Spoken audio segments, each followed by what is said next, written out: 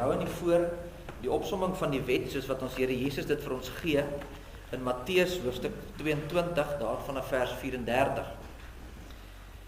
En toe die Fariseërs hoor dat die Sadduseërs die mond gestop het, het hulle almal saam vergader, en een van hulle, 'n wetgeleerde, het 'n vraag gestel om hom te versoek en gesê, Meester, wat is die groot gebod in die wet? En Jesus antwoord hom, jy moet die Here jou God lief hê met jou hele hart, en met jou hele siel, en met jou hele verstand. Dit is die eerste en groot gebod. En die tweede wat hiermee gelyk staan, jy moet jou naaste lief hê soos jouself. Aan hierdie twee gebooie hang die hele wet en die profete. Kom ons staan, dan bely ons saam ons geloof. Moet ek maar opstaan? Dan bely ons saam ons geloof in die drie enige God wat ons dien. Ons doen dit met die woorde van die 12 artikels. Vanmôre hoef jy nou nie eers dit hardop saam te sê nie, jy sê dit net in die hart saam. Is dit wat jy aan glo? Is dit waarop jy vashou? Ek glo in God die Vader, die Almagtige, die Skepper van hemel en aarde. En in Jesus Christus, sy eniggebore Seun, ons Here, wat ontvang is van die Heilige Gees, gebore is uit die Maagd Maria, wat gelei het onder Pontius Pilatus, gekruisig, gestorwe en begrawe is, en ter helle neergedaal het, wat op die derde dag opgestaan het uit die dode, opgevaar het na die hemel, en sit aan die regterhand van God, die Almagtige Vader, van waar hy sal kom om te oordeel oor die lewende en die dode. Ek glo in die Heilige Gees, ek glo aan 'n heilige, algemene Christelike kerk, die gemeenskap van die heiliges, die vergewing van sondes, die wederopstanding van die vlees en 'n ewige lewe. Amen. Geliefdes, as u Bybels hier het, nooi ek u om saam met te blaai na Efesiërs hoofstuk 6. Efesiërs hoofstuk 6, daar gaan ons saam lees net die eerste 4 verse.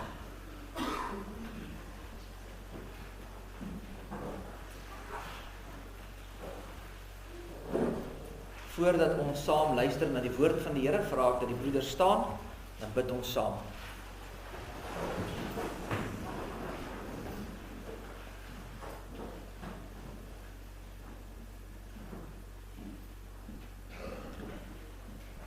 Here, onse Here, hoe lieflik is u naam oor die ganse aarde.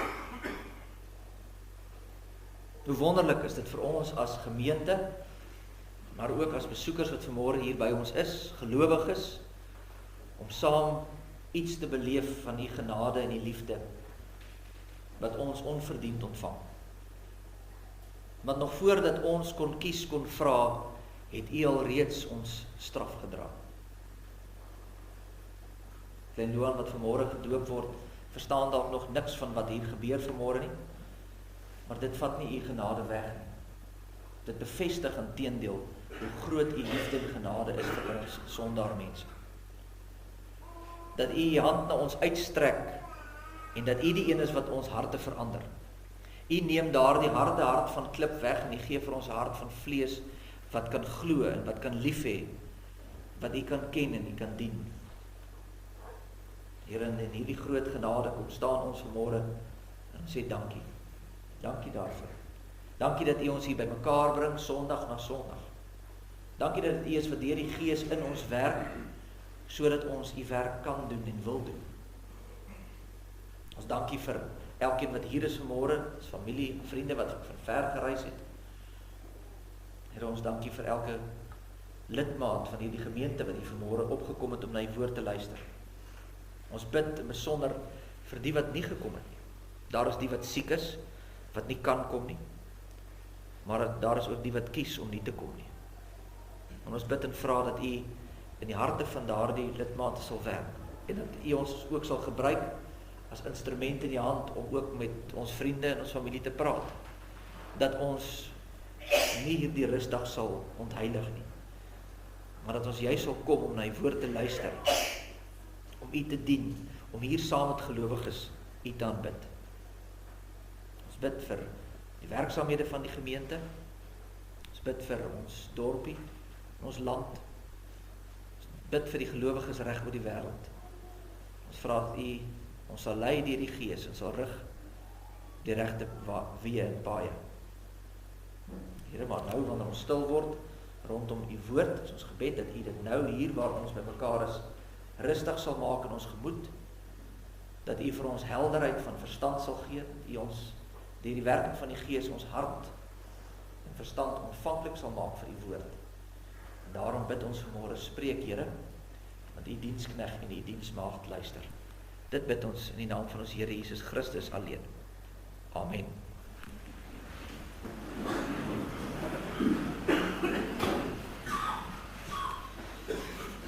Geliefdes, is 'n kort gedeeltetjie, net daai eerste 4 versies van Efesiërs 6. Daar staan: kinders, julle moet julle ouers gehoorsaam wees in die Here, want dit is reg. Eer jou vader en jou moeder, dis die eerste gebod met 'n belofte, sodat dit met jou goed mag gaan en jy lank mag lewe op die aarde. En vaders, moenie julle kinders vertoorn nie, maar voed hulle op in die tug en vermaaning van die Here. Tot sover uit die woord van die Here. Salig is ons as die woord van die Here hoor en dit ook in ons harte bewaar. Geliefde gemeente, weet nie of u bewus is daarvan nie, maar daar is 'n interessante gebeurtenis in die wêreld en dit is dat geboortesyfers is besig om te daal. Nou die geleerdes sê vandag vir ons dat as 'n volk of 'n nasie wil voortbestaan, dan moet die vervangingskoers, aan die ander hoeveel kinders per vrou daar moet wees, moet ten minste 2.1 wees. Nou, ek weet nie hoe kry jy 0.1 kind nie, maar dit is wat hulle sê, dan moet, al wat dit maar eintlik beteken is, dan moet vir elke pa en ma wat kinders het, moet daar 2 kinders kom, sodat hulle pa en ma kan vervang, en dan moet so 'n bietjie elke 3de of 4de gesin moet daar 'n 3de en 'n 4de kind hê, dat daar so 'n bietjie groei kan wees. So gemiddeld as hulle reg oor die land se bevolking van sê hulle, dan moet ten minste 2,1% groei wees, dan moet so 'n bietjie meer wees as net pa en ma te vervang. En reg oor die wêreld sien ons nou die tendens dat dit besig is om te verminder. En in die westerse samelewing staan ons op 'n punt waar hulle reken die gemiddelde westerling se bevolkingsgroei is omtrent op 1.4 is die vervangingssyfer. En in Europa, baie lande is dit al minder as dit. Dit is hier rondom 1. En as jy na jou lande in Asië toe gaan soos Japan en Suid-Korea, dan is dit minder as dit. Suid-Korea die laagste syfer, hulle is op 0,7. Nou dit het nog 'n groot impak op die wêreld. As jy nou, kom ek vat die voorbeeld, kom ons dink aan die Afrikaner. Kom ons sê daar's 2 miljoen Afrikaners en kom ons sê die vervangingskoers is 1. So daar's elke gesin het net 1 kind. Dan beteken dit as ons vandag 2 miljoen Afrikaners is in die land, dan gaan ons oor 30 jaar, 'n generasie, gaan daar net 1 miljoen Afrikaners wees. En oor 60 jaar is daar net 500.000. En oor 100 jaar, oor 3 generasies, het ons 250.000 Afrikaners in die land hoor. En dis die tendens wat tans in die gebeur is in die wêreld. En allerlei lande probeer nou planne maak, dis reg oor die wêreld sien ons dit. Rusland byvoorbeeld het op 'n punt gekom waar hulle omtrent by 1.7 gekom het. Toe sê hulle, nou moet ons begin iets doen, want dit hou aan daal en ons gaan later nie meer mense hê wat die werk kan doen nie. Wie gaan sorg vir die ouer mense? Daar is net nie meer werkers. En hulle het begin te sê, maar kom ons gee belasting terug. Kom ons gee vir jou geld. Hulle gee vir jou duisende rande as jy net wil kinders hê. Maar die syfers wil nie omdraai nie. Daar het 'n verandering in mense se denke gekom. Nog nooit tevore in die geskiedenis van die wêreld het die geboortesyfers so vinnig, so ver gedaal en daarna so lank, so laag gebly. Dis gewoonlik gebeur dit net in omstandighede soos oorloë en rampe en die tipe van ding. Dis wanneer bevolkingsgroepe so vinnig daal. Nou daar's baie faktore. Ons kan nou 'n klomp redes gee oor hoekom dit so is, maar die een rede wat ek graag by wil stil staan vanmôre, en een van die grootste faktore veral in die westerse lande, hoekom hierdie probleem so groot is omdat daar 'n gebrek aan liefde vir kinders is. Mense kry nie meer kinders nie. Mense is nie lief vir kinders nie. Kinders word gesien as 'n las. Ons wil nie nog kinders hê nie, want ek wil lekkerder leef. Ek wil meer geld in my sak hê. Ek wil eerder tyd spandeer aan my loopbaan as wat ek tyd spandeer aan kinders grootmaak. So het in die westerse denke daar heeltemal 'n skuif gekom. Dat heeltemal 'n paradigma skuif gekom. Prioriteite is heeltemal anders. Vra maar, praat bietjie met jong mense as hulle wil trou. Sê, ons gaan nou trou. Sê, wanneer gaan julle begin met kinders? Nee, nie nou. Net nie nou. Dit sal later gebeur. Dit sal, kom ons kyk oor 'n paar jaar van nou af. Dan sal ons dalk begin. En wat baie keer dan gebeur, is dat hulle te lank wag. En uiteindelik kan hulle dan nie kinders hê nie. En die gevolg is dan dat hulle hierdie probleem, maar ons kan nou net nie meer, ons wil, maar ons kan nie. Want baie mense dink vrugbaarheid is iets wat jy jou vingers kan klap en dan gebeur dit net. En dit gebeur nie altyd so nie. Daar was ander dinge wat ons eerste wou doen en daarom het ons nie by die kinders uitgekom nie en dan kan dit glad nie gebeur nie. Ons leef in 'n kultuur wat nie meer lief is vir kinders nie. Kom ek toets julle gou daar. Kom ek vertel julle 'n ware verhaal. 'n Vriend wat my saam met my op universiteit was. Hy is so 'n paar jaar jonger as ek. Ek dink hy is nou so 38 as ek reg kan onthou, Andries. Hulle 8ste kind is Oktober maand gebore. En dis nie hulle laaste een nie, ek kan jy waarborg. Hulle gaan nog hê. Wat het jy gedink toe jy hoor 8 kinders? Presies, jong. Wat's fout? Is hulle ongeletterd? Kan hulle nie lees en skryf nie? Kan hulle nie hulle drange in toom hou nie? Weet wat gaan aan? Daar's duidelik iets fout. En dis hoe ons baie keer kyk na mense met groot gesinne. Dis dadelik shame. Iemand moet hulle dalk net help en vertel hoe werk die lewe. Dis hoe die westerse samelewing begin dink. Mense vandag het nie meer kinders lief nie. Mense sien nie die vrug van moederskoot as 'n seën van die Here nie. Ons sien kinders as iets wat inmeng met ons vermoë om die fynere dinge van die lewe te kan geniet. Terwyl in werklikheid daar's geen fynere dinge in die lewe as jy is kinders nie. Dis die skuif wat gebeur het. Nie daar buite nie, by ons ook. Ons almal dink maar so. Nou dit gesê, kom ons nou uiteindelik by die teks uit, so lang inleiding. Maar ek wil juist dit vir julle in die agtergrond sit, want Efesiërs 5 en 6 praat van die verhoudinge, die huishoudelike verhoudinge. In hoofstuk 5 gaan dit oor die verhouding tussen pa en ma, en nou kom ons by hoofstuk 6 en dan gaan dit oor die verhouding tussen ouers en kinders. En dis die logiese gevolg. As pa en ma by mekaar kom, dan is die uitvloeisel kinders. So, eers kyk jy na pa en ma se verhouding en nou kyk jy na die kinders se verhouding met die ouers. Dan begin hy daar in vers 1, hy sê kinders, julle moet julle ouers gehoorsaam wees in die Here, want dit is reg. En dis die eerste ding wat ek hier vir julle wil uitwys en beklemtoon, en dit is dat kinders is die natuurlike voortsetting van die huwelik. Dis die natuurlike loop van sake. As 'n man en 'n vrou by mekaar kom, dan is die vrug van daai by mekaar kom is kinders. Dis hoe dit hoort. Want ons leef in 'n tyd en dis die probleem waar ons sit vandag, dat daar 'n skuif gekom het en dan een van die ander dinge wat nou gebeur is dat ons dit al hoe meer sien dat vrouens sal sê maar ek het nie meer 'n man nodig nie. Vir my eiers laat vries tot ek gereed is en as ek dan wanneer ek gereed is, sal ek 'n skenker kry en dan sal ek 'n kind in hierdie wêreld inbring. Met ander woorde, hulle kies doelbewus om 'n kind in 'n situasie in te bring wat vroeër jare gesien was as 'n tragedie. Hulle kies doelbewus om 'n kind van 'n vader te ontneem en dan vier die wêreld dit. Woman power.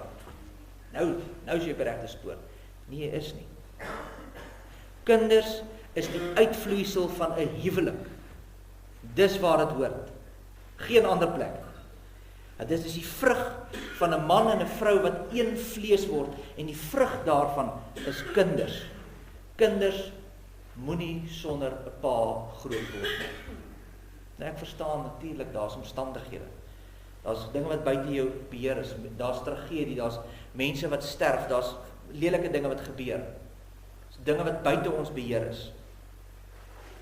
Maar ons doel en ons begeerte behoort te wees dat ons gesonde huwelike het waar die vrug van daai huwelik kinders is. Sodat die kinders kan kyk na pa en ma en hulle kan iets van God sien, want dis mos wat 'n huwelik is. As jy nou die vorige hoofstuk 5 van Efesiërs gaan lees, as jy sien, dis presies Paulus se argument. Hy sê, soos wat die man en die vrou by mekaar kom in liefde, so sal Christus en sy bruid, die gelowiges, by mekaar kom by die wederkoms. So jou hele lewe, jou as huwelikspaar, is eintlik om vir die wêreld uit te wys en uit te basyn, Christus kom. Soos ek en my man of ek en my vrou by mekaar gekom het, so sal God in die gelowige by mekaar kom. Dis wat ons roeping is, en dis wat ons kinders moet sien. Dis wat ons moet leef vir hulle. En ek sê dit weer, daar is soms dinge wat gebeur, dit is so. Mense sterf. Mense skei, dit gebeur. Dalk sit jy nou hier en dan dink jy, jy pik nou op my, dis nie dit pik nie. Ek verstaan. Dinge gebeur. Omstandighede is daar. Dit gebeur so. Maar ons moet nog steeds streef na die ideaal. En dit is dat kinders moet groot word in huise waar 'n pa en 'n ma is. Maar jy sien die skuif wat in die westerse wêreld gebeur het, is dat mense dink nie meer so daar.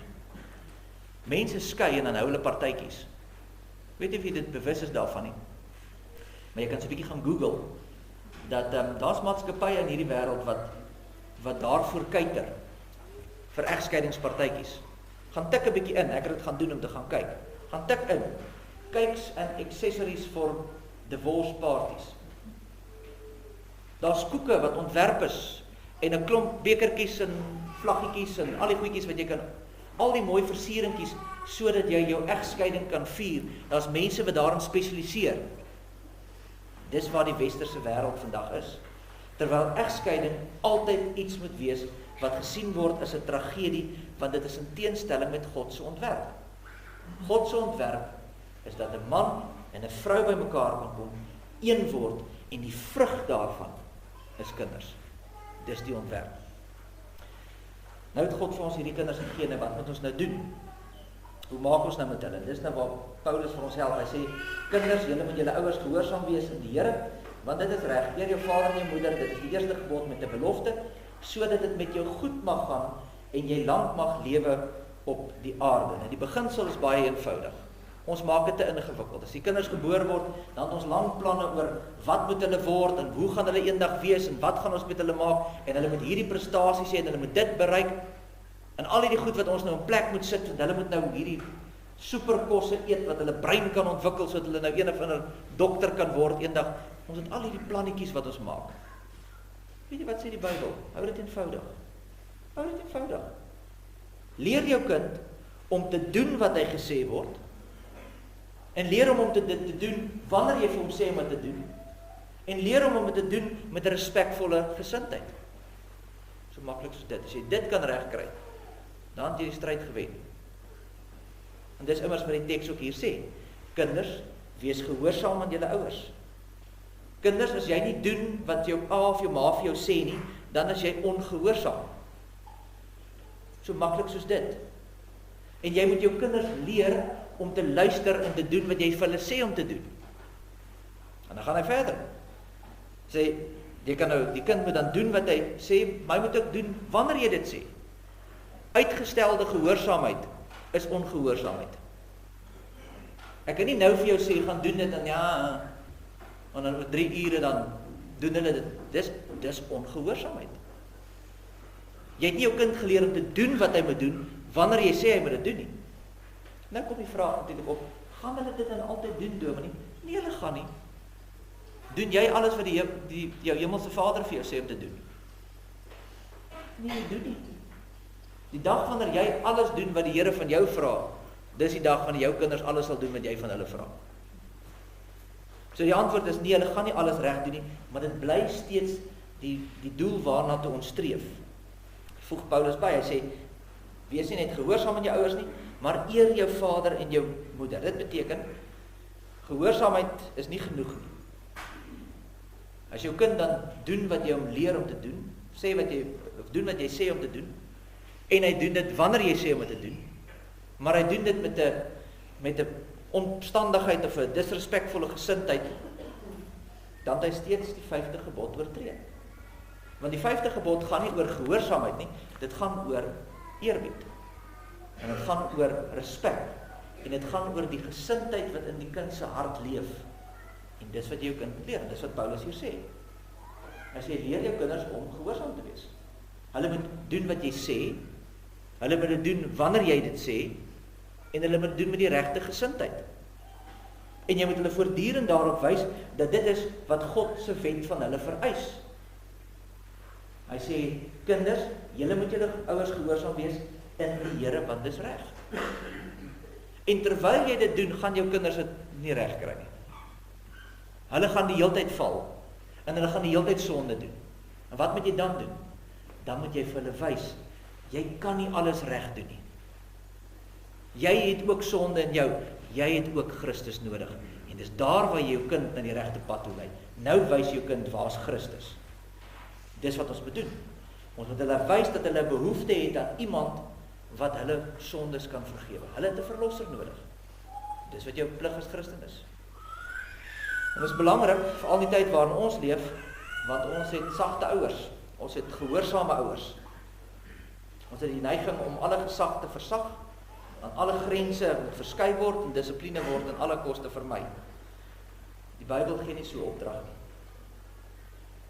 Ons word nie gesê om kinders groot te maak asof hulle geen sonde het nie. Die Bybel sê jy moet jou kind leer, en jy moet jou kind lei, en jy moet jou kind onderrig, en jy moet jou kind wys na Christus toe. Dis jou plig as ouer. Nie omdat jy net bloot goed gemanierde kinders wil hê nie, maar omdat jy jou kinders moet wys dat hulle sondaars is, en dat hulle verlosser nodig het. Ons probleem vandag is, dat kinders kry verantwoordelikhede, wat hulle nie behoort te dra nie. Ons tree op, asof die kinders die volwassenes is, en ons as ouers is die kinders. Jy het al agtergekom, gaan luister 'n bietjie tussen vriende wat kindertjies het. Hoor bietjie hoe praat hulle. Kry sulke voorbeelde. Liefie, wil jy nie asseblief daai ding vir ons neersit nie? Nee. Hoe voel jy daaroor? Nee. Wil jy dit nou neersit, of wil jy dit nou neersit? Hoorie, wat doen ons? Ons gee vir die kind nou die keuse. Hulle word nou die gesagsfiguur. Hulle moet nou bepaal wat gaan nou gebeur. En die ouers staan terug en sê tog niks nie. Ons wil nie sê, sit daai ding neer. En as jy dit nie doen nie, wiks ek vir jou. O nee, nie dit nie. Arme kind, sal ons nie dit maak nie. Ouers sal dit enige tyd, enigiets doen behalwe dit. En dis die tragiese. Want kinders is nie gemaak om so te leef nie. Kinders is nie geskape om hulle eie gesag te wees nie. Kinders is nie geskape om hulle self groot te maak. En tog is dit presies wat ons so rondom ons sien. Nou die groot vraag is, hoe maak ons dit reg? En die antwoord is dissipline. Dis die antwoord. En die grootste deel van dissipline behoort die vormende dissipline te wees. En dit beteken maar net, dis daar waar ons die kind vorm. Dit gaan oor, daar is onderrig wat gegee moet word. Ons moet vir die kind vertel, wat is die verwagting wat ek as ouer van jou het? Wat is die verwagting wat God van jou as kind het?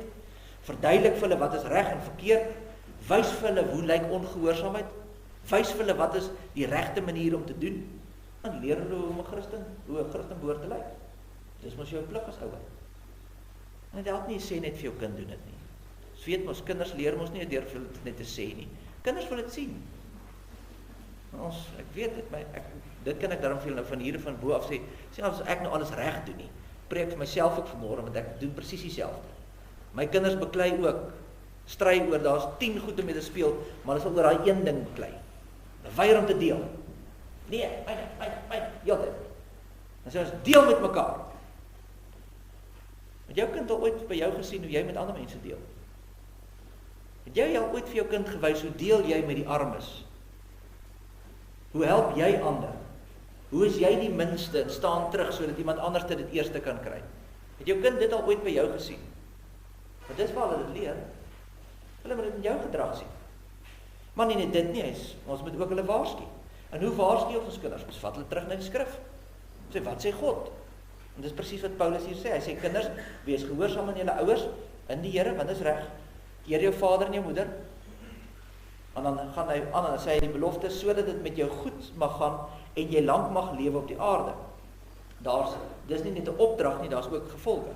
Daar is seëninge vir gehoorsaamheid en daar is gevolge vir ongehoorsaamheid.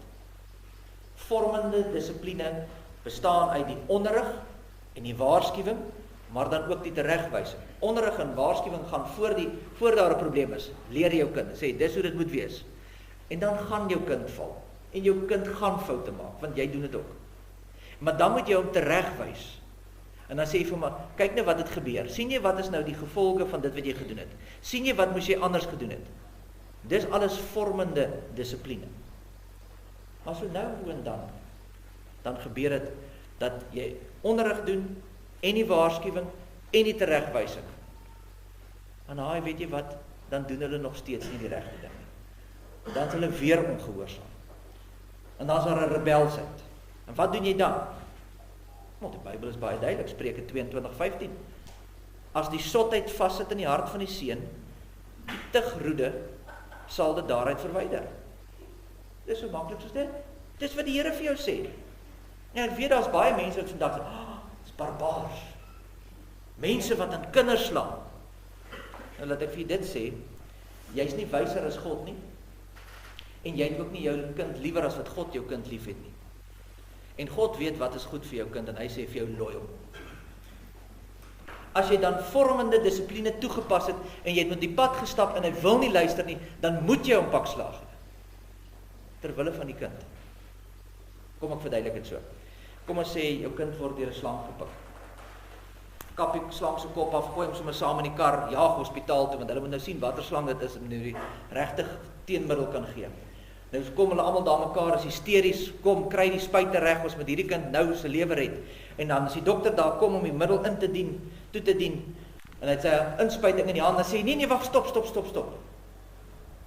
Daardie inspuiting gaan my kind seermaak. Ek wil tog nie my kind met pyn ervaar nie. Wie gaan so redeneer? Niemand gaan dit doen nie.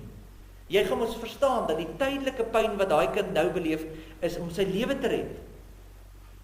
Omdat jy weet dat daardie gif in sy liggaam moet teengewerk word. En daarom sê jy, ja, dis nodig. En dieselfde met 'n pakslag. Dieselfde met tug. Jy laat toe dat jou kind tydelik ongemak ervaar deur 'n pakslag, sodat die gif van die dwaasheid wat in die hart is, uitgedryf kan word. Weet jy wat is ons probleem vandag? Weereens, ek is self daar. Wat gebeur? Ons is inkonsekwent. En nou los ons dit. En nou bou dit op. En dit bou op. En dit bou op. En dan kom jy op 'n punt waar jy amper die motor omgooi op die N1 soos wat jy aftrek, die kind aan die arm uitslinger, die boude aan die brand slaan, om teruggooi in die kar en jaag en dan sê kwaad vir die eerste 10-15 minute en daarna voel jy skuldig vir die res van die dag. Ek glo die meeste van die weet waarvan ek praat. Wat het gebeur? Jou dissipline het emosioneel geraak. Dit was gedoen uit frustrasie en nie uit liefde uit.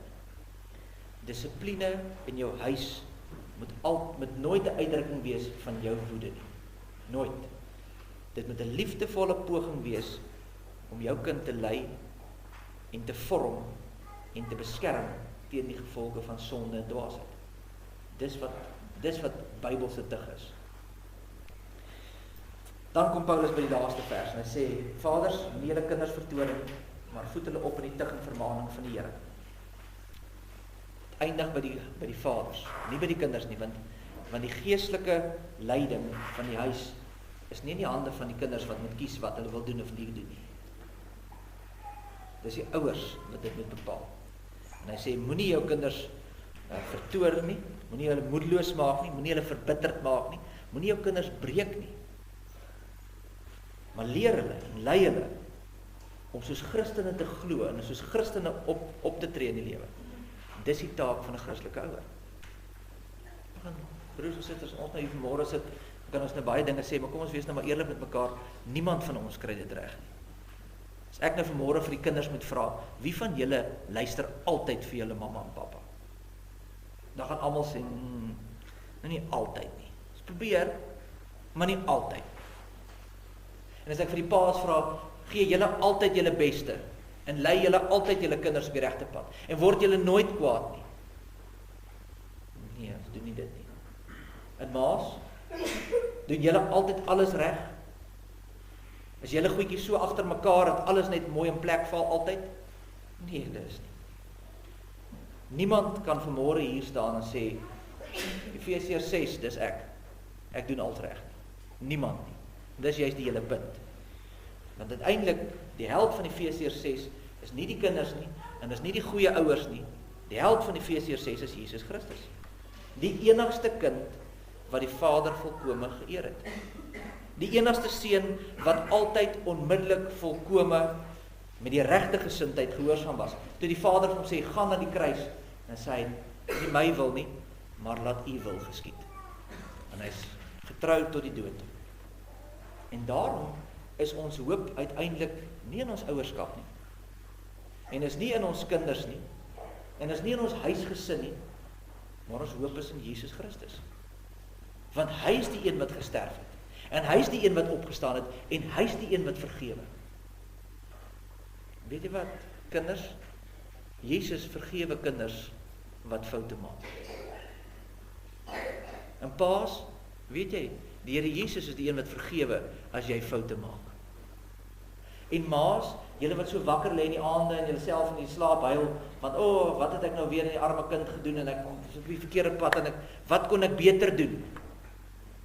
Jesus vergewe jou. Dis waar jou hoop lê, dis waar die hartverandering kom en dis waar hy stadig maar seker in jou werk om meer en meer te word dit wat jy behoort te wees. En daarom, wanneer God vir ons kinders gee, ontvang ons hulle met dankbaarheid. Kinders is nie 'n las nie. Hulle is 'n verbondsgawe uit die hand van die Here. En ons begeerte is om hulle op te voed. Sodat hulle eendag self ook kan glo in dieselfde verlosser wat ons hier en nou vandag bely. En dit bring ons dan vanmôre by die voorreg wat ons hier gaan sien as ons die doop hier by die doopfonds staan. Want in die heilige doop getuig God self dat sy genade groter is as ons sonde. Groter is as ons mislukkings. Groter is as ons onvermoë. Die doop herinner ons dat die redding nie by ons begin nie, maar by God. Nie by ons getrouheid nie, maar by sy verbondsgetrouheid. Nie by ons liefde vir hom nie, maar sy liefde vir ons. Amen.